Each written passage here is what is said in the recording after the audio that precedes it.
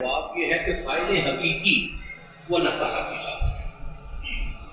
حدیث مبارک میں ارشاد ہے کہ واللہ یؤتی وانا قاسم، عطا اللہ تعالیٰ کرتا ہے، میں تقسیم کرتا ہے۔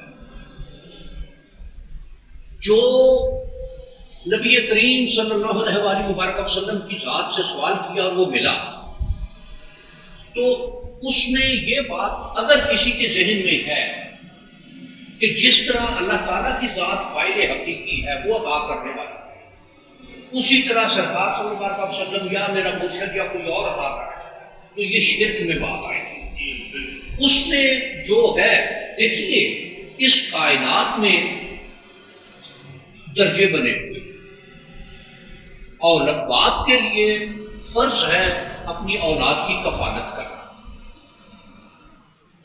باپ کے ذمہ جو کیا گیا، باپ جو محنت مشقت کرتا ہے، ایک حدیث مبارک میں ہے ایک نوجوان شخص کدال پکڑے ہوئے محنت مزدوری کے لیے جا رہا ہے، خاصا گڈ فزیک، تو کچھ صحابہ کرام نے یہ بات گزارش کی کہ کیا ہی اچھا ہوتا کہ اللہ کے راستے میں جہاد کے لیے نکلتا۔ تو نبی کریم صلی اللہ علیہ وآلہ وبارک وسلم نے یہ بات ارشاد فرمائی کہ اگر یہ اپنی اولاد کے لیے، اپنے بچوں کے لیے رزق کی تلاش میں نکلا، تو یہ اللہ تعالیٰ کے ہاں جہاد کے زمرے میں شامل ہوگی بات۔ تو یہ شے اس میں کہ باپ کے ذمے ہے، باپ کے فرائض میں شامل ہے اپنی اولاد کی پرورش کرنا۔ اب اگر کوئی بچہ اپنے باپ سے مانگتا یا باپ اس کو دیتا ہے، تو بچے نے اس کو خدا جان کر نہیں اس سے مانگا، باپ نے خدا سمجھ کر اپنی اولاد کو نہیں دیا، اس نے اپنا فرض سمجھا، اور اس کو جو کچھ ملا اس مالک تعالیٰ کے ہاتھ سے ملا۔ اسی طرح دین کی جو بات ہے، یا نبی کریم صلی اللہ علیہ وآلہ وبارک وسلم کی بات، کہ یہ حدیث مبارک واللہ یؤتی وانا قاسم، عطا اللہ تعالیٰ کرتا ہے، میں تقسیم کرتا ہوں۔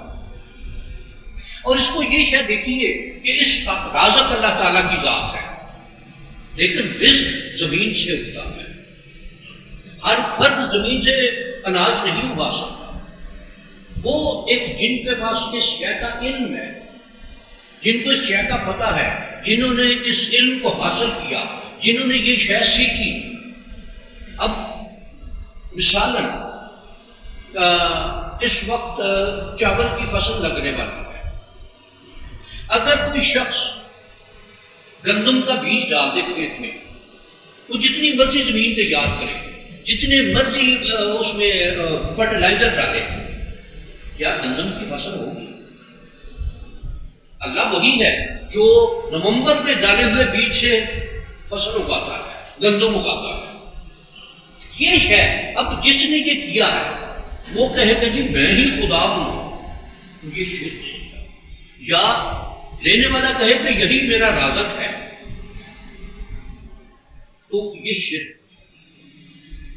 یہ زمین کو صلاحیت اس مالک تعالیٰ نے دی ہے، اس صلاحیت کا استعمال اس کا علم اس کی ذات نے دیا ہے۔ اور ایک شے دیکھیے کہ اس مالک تعالیٰ نے انسان کو، اولاد آدم کو خلیفہ بنا کر بھیجا ہے اس کائنات میں۔ خلیفے کا کام یہ ہے کہ وہ اپنے مالک کے کام کو فردر کرتا ہے، اپنے مالک کی ڈیوٹیز کو آگے لے کر چلتا ہے۔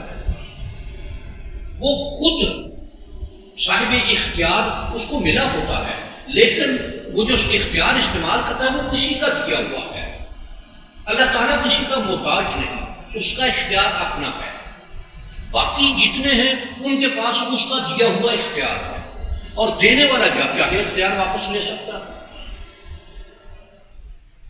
یہ ہے اس میں کہ شرک کی بات جو ہے کہ اگر کسی نے اس رب کو، اس مالک کو، اس خالق کو، اس عطا کرنے والے کو کسی کے برابر جانا، یا کسی کو اس کے برابر جانا، یا کسی کو اس کی صفات میں شامل جانا، تو یہ شرک ہو گیا۔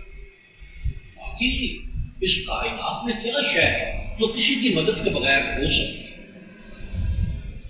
کوئی ایک بات کہ جو کسی کی مدد کے بغیر ہو سکتی ہے۔ اب ایک بہت بڑا یہ ہے نا کہ جی مدد صرف اللہ سے مانگنی چاہیے، یقیناً اللہ سے، لیکن میں نے اگر اب ایسے شخص کو آج کل کے دنوں میں موٹر وے پر ایسے وقت میں کھڑا کر دینا چاہیے جب ٹریفک بہت کم ہو اور اس کی گاڑی پنکچر ہو گئی، وہ کھڑا اور دور سے اس کی وہ دعا یہ کرے گا کہ بار الہ کسی کو بھیجو میری مدد کرے، اور اس کے پاس ویل پانا بھی نہ ہو، نہ اسپیئر ویل ہو، کیا یہ دعائیں کرے گا یا نہیں کہ وہ میری مدد کرے؟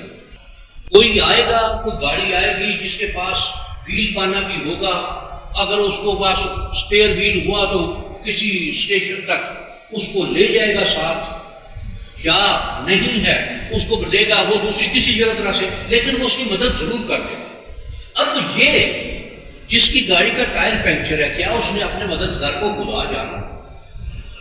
کیا اس مدد کرنے والے نے اپنے آپ کو خدا جانا؟